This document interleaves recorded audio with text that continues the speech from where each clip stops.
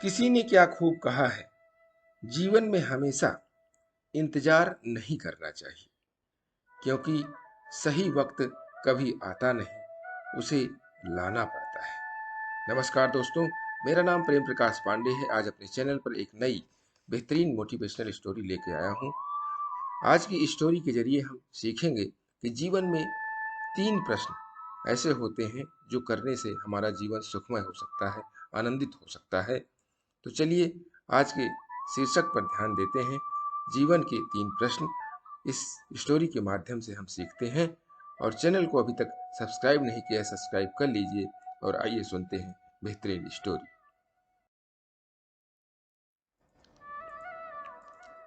किसी राजा के मन में 3 प्रश्न अक्सर उठा करते थे, जिनके उत्तर पाने के लिए वह अत्यंत अधीर था। इसलिए उसने अपने राजमंत्री से परामर्श किया और अपने सभासदों की एक बैठक बुलाई। राजा ने उस सभा में जो अपने तीनों प्रश्न सबके सम्मुख रखे थे, वे सबसे महत्वपूर्ण कार्य क्या होता है, परामर्श के लिए सबसे महत्वपूर्ण व्यक्ति कौन होता है, और तीसरा था कि किसी भी निश्चित कार्य को करने का महत्वपूर्ण समय कौन सा होता है। तो ये 3 प्रश्न थे जो सभासदों के सामने राजा ने रखा। कोई भी राजा के प्रश्नों का संतोषजनक उत्तर न दे पाया, लेकिन उस सभा में राजा को एक ऐसे सन्यासी के बारे में पता चला जो सुदूर जंगल में एक कुटिया में रहते थे और सबकी जिज्ञासा का समाधान करने में समर्थ थे। राजा भी साधारण वेश में अपने कुछ सैनिकों एवं गुप्तचरों को साथ लेकर चल दिया उस सन्यासी के दर्शन के लिए। दिल में एक ही आस थी कि अब उसे अपने प्रश्नों के उत्तर अवश्य ही मिल जाएंगे। जब वह सब सन्यासी की कुटिया के समीप पहुंचे तो राजा ने अपने सभी सैनिकों एवं गुप्तचरों को कुटिया से दूर रहने का आदेश दिया और स्वयं अकेले ही आगे बढ़ने लगा। राजा ने देखा कि अपनी कुटिया के समीप ही सन्यासी खेत में कुदाल चला रहे हैं। कुछ ही क्षणों में उनकी दृष्टि राजा पर पड़ी। कुदाल चलाते चलाते ही उन्होंने राजा से उनके आने का कारण पूछा और राजा ने भी बड़े आदर से अपने ही सही तीनों प्रश्न सन्यासी को निवेदित कर दिए। राजा अपने प्रश्नों के उत्तर की प्रतीक्षा करने लगा, लेकिन यह क्या, साधु ने तो उत्तर देने के बजाय राजा को उसकी कुदाल लेने का संकेत कर डाला और राजा भी कुदाल लेकर खेत जोतने लगा। आखिरकार राजा को अपने प्रश्नों के उत्तर तो चाहिए थे। राजा के खेत जोतते जोतते संध्या हो गई।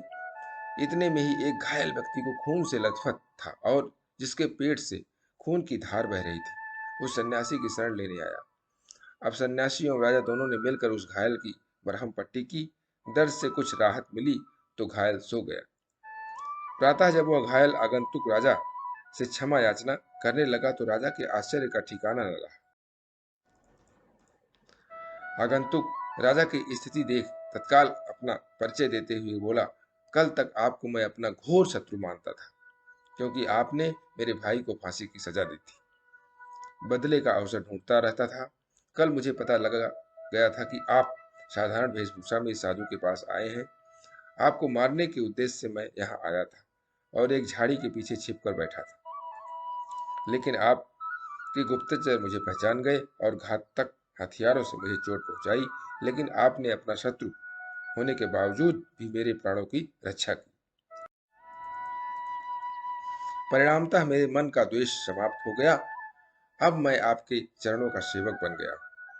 आप चाहे दंड दें अथवा मुझे क्षमादान दें, यह आपकी इच्छा। घायल की बात सुनकर राजा स्तब्ध रह गया और मन ही मन इस अप्रत्याशित ईश्वरीय सहयोग के लिए लय प्रभु का धन्यवाद करने लगा। सन्यासी मुस्कुराया और राजा से कहने लगा, राजन, क्या अभी भी आपको अपने प्रश्नों के उत्तर नहीं मिले? राजा कुछ दुविधा में दिखाई दे रहा था, इसलिए सन्यासी ने ही बात आगे बढ़ाई। आपके पहले प्रश्न का उत्तर है, सबसे महत्वपूर्ण कार्य वही होता है जो हमारे सामने होता है। जैसे आपने मुझे खेत जोतने में सहयोग दिया। यदि आप मुझे सहानुभूति न दिखाते तो आपके जीवन की रक्षा न हो पाती। आपका दूसरा प्रश्न था कि परामर्श के लिए कौन महत्वपूर्ण होता है, जिसका उत्तर आपको स्वयं ही मिल चुका है कि जो व्यक्ति हमारे पास उपस्थित होता है उसी से परामर्श मायने रखता है, जैसे उस घायल व्यक्ति को सहायता की आवश्यकता थी। तीसरे प्रश्न का उत्तर यही है कि किसी भी निश्चित कार्य को करने का महत्वपूर्ण समय होता है अभी, यानी तुरंत। दोस्तों, यह कहानी हमें सावधान करती है कि वर्तमान के महत्व को कभी भी नहीं भूलना चाहिए।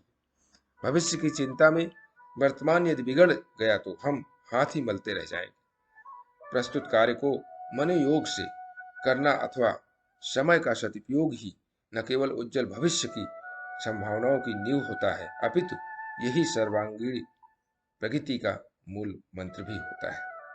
तो दोस्तों, वर्तमान में जिए और भूतकाल से सीख लेते रहिए और भविष्य का निर्माण अपने आप होता रहेगा, चिंता का विषय नहीं होता है। इसके लिए प्रतिदिन सुबह 5:30 बजे एक नई कहानी, एक नई उमंग से दिन की शुरुआत करते रहें। तब तक के लिए छोटों से मिले प्यार और बड़ों से मिले आशीर्वाद और भगवान के सहारे के साथ यही कहूँगा कि काम तो सभी करते हैं, पर काम करो कुछ ऐसा कि उदाहरण बन जाए। ये छोटी सी स्टोरी आपको अच्छी लगी तो लाइक कीजिए, शेयर कीजिए अपने मित्रों में भी, और कमेंट्स कीजिए। और चैनल को अभी तक सब्सक्राइब नहीं किया, सब्सक्राइब कर लीजिए। और नई नई बेहतरीन मोटिवेशनल स्टोरी पाने के लिए प्रेस बेल आइकन।